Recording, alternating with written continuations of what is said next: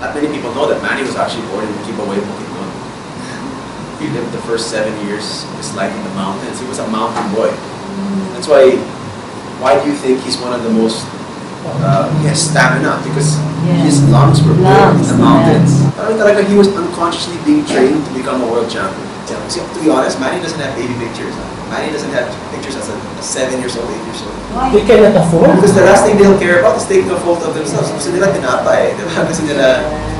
Manny's first pictures, I think, were mga 15, 16 years old and he was already fighting na. Ang totoo, wala sa akin ang hirap at sakit na naranasan ko sa boxing.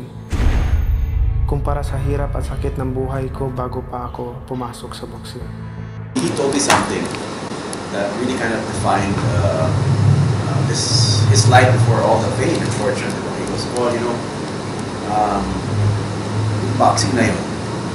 Lahat nakikita na nahihirap ako sa training, di ba? Hirap ng training, nag-jogging ako, nag-a-workout. Bugbog ako sa ring, bugbog ako lagi, nananakot pa ako, nag-bruise, cut. Well, alam mo, lahat yan, hindi yan mahirap. Hindi yan masakit. Bakit? Yung masakit, walang bahay. Yung masakit, yung walang pagkain. Yung masakit, walang pamilya. Yan ang masakit. At least sa boxing na yun, pag nanakot ako, may papilya ako, may pera ako, may pagkain. That's why I feel the biggest fight of his life is Kid Kulafun. The biggest fight of his life is before the boxing ring. Hindi siya masyadong drama. Hindi siya masyadong drama. Sobrang drama po ng buhay niya. Yung edad po ni Pacquiao na yun, nung gaganapin ko po, isa po yun sa mga pinamalaking hamon po ng buhay ni Pacquiao nun. Na siguro po, sa mga ibang bata ngayon, mababaliw po eh. Kung ganun po yung gaganapin ng buhay niya. He was born to play the young Manny, I think, hands down. Paalam? Para kung tatay mo, ano gusto mo? Doon ka lang tumira? Nag-boxing lang ko, nag-boxing. Sing! Gusto ko magpare ka! So when you're, you know, when you have what, 4 children, single mother, hindi ka comedian, di ba? Maybe you know, sometimes with your friends, pero most of the time, ano siya, feisty siya, strong, very strong woman, si Janisha. For her to be able to raise all these children alone.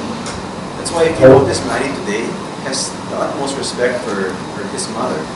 Janisha can be the funniest, the craziest person anytime. She can do all that, do sa fights, di ba? She can be as crazy as she wants because she deserves that. Because the first 40, 50 years of her life was hard. So I showed her some interviews and stuff. Pacquiao, okay. Bakit Pacquiao? Bakit naman ako? Parang I guess she was also questioning why are you showing me all this Pacquiao stuff? I want you to play Mommy Janisha. And then she's like, bakit naman ako?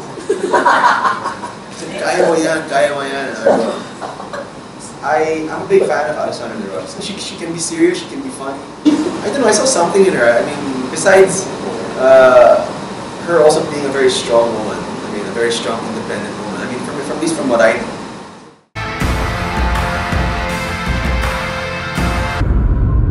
Ako si Manuel Lapidran Pacquiao at ito ang kwento ko.